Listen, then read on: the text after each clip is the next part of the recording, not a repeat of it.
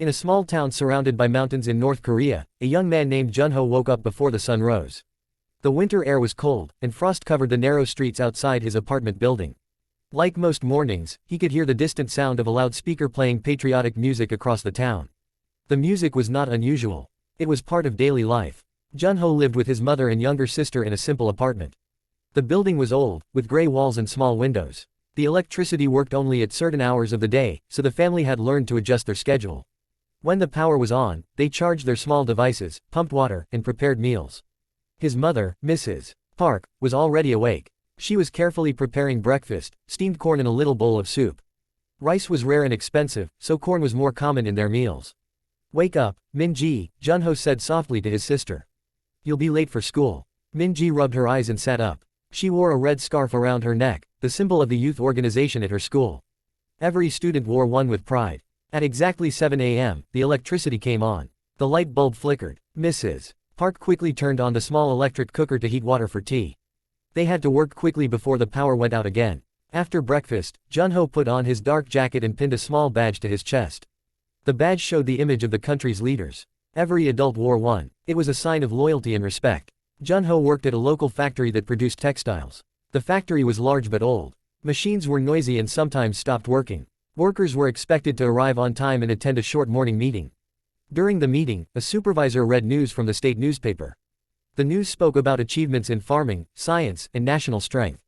Junho listened carefully. Everyone did. It was important to show attention and agreement. After the meeting, the workers began their tasks. Junho operated a weaving machine. The work was repetitive but required focus. If thread broke, he had to fix it quickly. There were production goals to meet. During lunchtime, workers gathered in a common room. Meals were simple, usually cabbage soup and corn rice. Some workers quietly shared stories about the market, which had become an important part of life.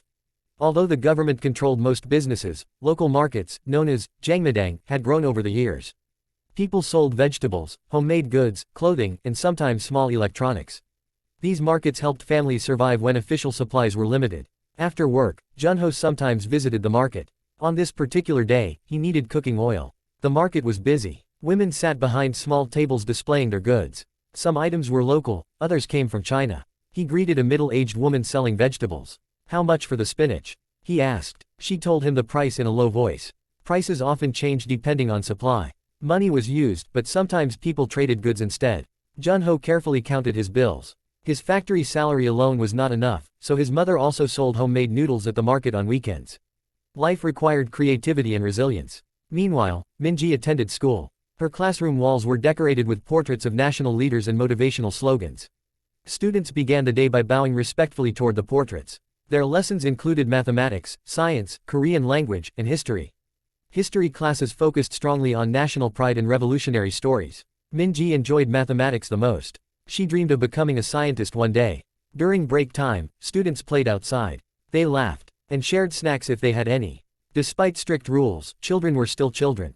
They found joy in small games and friendships. In the afternoon, Min-ji attended a youth organization meeting. They discussed ways to serve their community and studied moral teachings. Participation was expected, and most students took it seriously. Back at the factory, Junho finished his shift as the sun began to set. In winter, darkness arrived quickly. Streetlights were limited, and many buildings remained dark at night to save electricity. On his way home, he passed large murals painted on the sides of buildings. The murals showed happy workers, soldiers, and farmers smiling brightly. They carried slogans about unity and strength. When he reached home, the apartment was cold. His mother had prepared dinner, potato soup and pickled vegetables. They ate together, sitting on the heated floor.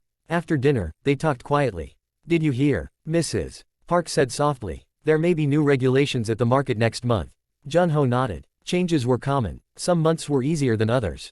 Later in the evening, the electricity turned off again. The room became dark except for a small battery-powered lamp. Min-ji used the light to finish her homework. "Oppa," she said to her brother, "do you think I can really become a scientist?" Junho smiled gently. "If you study hard and do your best, anything is possible." He believed it. Even in difficult circumstances, people held on to hope. On weekends, life felt slightly different. There were no factory shifts for Junho on Sundays. Instead, he participated in community activities. Sometimes residents cleaned public areas or worked together on small construction projects. Community cooperation was highly valued. Occasionally, the family visited relatives in a nearby village. Travel required official permission, so trips were planned carefully. The countryside was beautiful, with rice fields and rivers. Farmers worked long hours, especially during planting and harvest seasons. In the village, life was even simpler. People relied heavily on farming. Oxen pulled wooden carts, and families stored food carefully for winter.